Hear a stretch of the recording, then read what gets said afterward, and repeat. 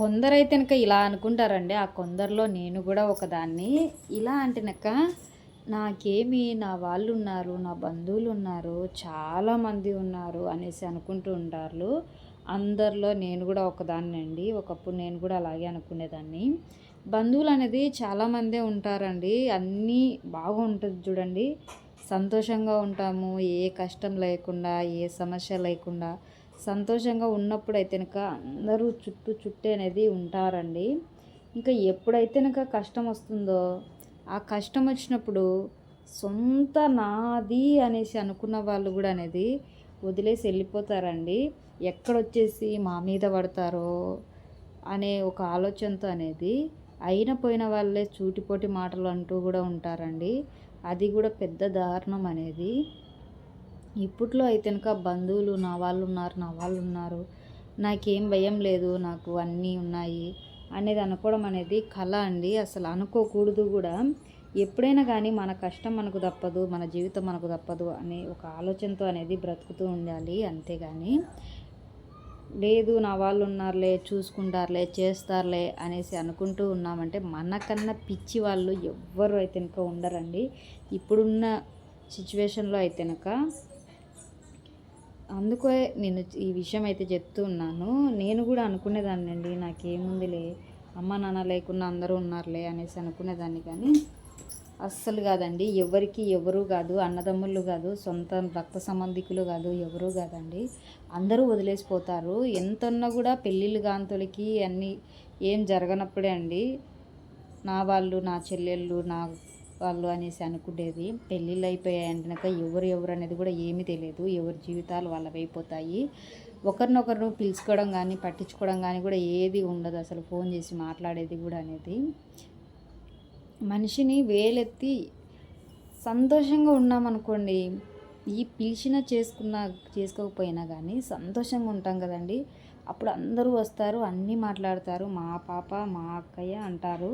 అదే బాధలో ఉన్నామనుకోండి ఎవరు రారు. కష్టపడుతున్నాము అనేసి తెలిసినా కూడా రారు. వాళ్ళ దగ్గరికి పోయినా కూడా కానీ ఏదో మాకు భారం అయిపోతారు, మాకు ఇంకేదో అవుతారనే ఫీలింగ్లో అయితే ఇంకా ఉంటారండి. అందుకే అందరికీ దూరంగా ఉండడం అయితే ఇంకా చాలా బెస్ట్ అండి. మనకు శక్తిన కాడికి కష్టపడి మనకున్న కాడికే కారమో సంగటో తినుకుంటా కానీ ఎక్కడన్నా కానీ దూరంగా ఉండేదే బెస్ట్ అనిపిస్తుంది. అందరినీ వదిలేసి దగ్గరగా వండుకొని కూడా ఉన్నా కూడా ఇలా అన్నప్పుడు అయితే కనుక చాలా అంటే చాలా బాధ అనిపిస్తుందండి. బయటి వాళ్ళకన్నా అయిన వాళ్ళే మాటలు అనేది చాలా ఎక్కువగా మాట్లాడతారు, చూటిపోటి మాటలు అనేది.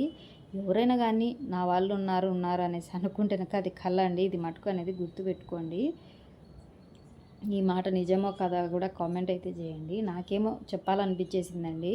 ఎందుకంటే నేను అనుకునేదాన్ని అండి నా చిన్నప్పటి నుంచి, మేబీ నాకు అమ్మ నాన్న లేరు కానీ అందరూ ఉన్నారనే ఫీలింగ్లో ఉంటుంటిని.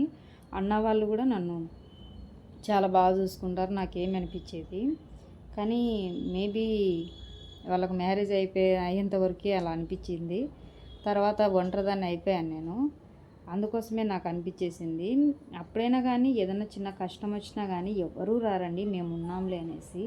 వాళ్ళ దగ్గర నుంచి మనము డబ్బులు కోరుకోము, ఇంకేదో కోరుకోమండి. ఒక మాట సాయం మాత్రమే. మేము ఉన్నామంటే అదొక సంతోషం అంతే.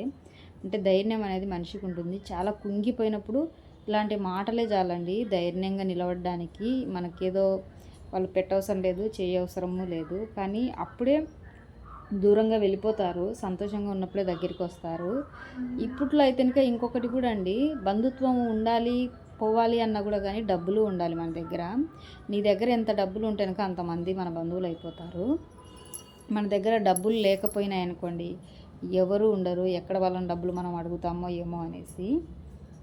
డబ్బులు సంపాదించాలి. డబ్బులు ఎంత ఎక్కువగా ఉంటే అంత. నేనైతే కనుక అలా అనుకోనండి. నాకైతే కనుక ఒకటి అనిపించేది, డబ్బులు అవసరం లేదు, మనకు తినడానికి ఉండడానికి ఉంటే చాలు, పెద్దగా డబ్బులు అవసరమే లేదు, అందరితో సంతోషంగా ఉండి కలుపుగోలుగా ఉంటే చాలా అనిపించేది. కానీ నాకు ఇప్పుడు అర్థమవుతుంది డబ్బులు ఉంటే చాలు అందరూ బంధువులే అనేసి. డబ్బులు ఉన్న వాళ్ళకు ఒక విలువ ఇస్తారు, డబ్బులు లేని వాళ్ళకు ఒక విలువ ఇస్తారు, జాబ్ చేసే వాళ్ళకు ఒక విలువ ఇస్తారు, జాబ్ చేయని వాళ్ళకు ఒక విలువ ఇస్తారు. అలా అనేసి నేను చాలాసార్లు చూశానండి. కరెక్టా కదా? కామెంట్ చేయండి.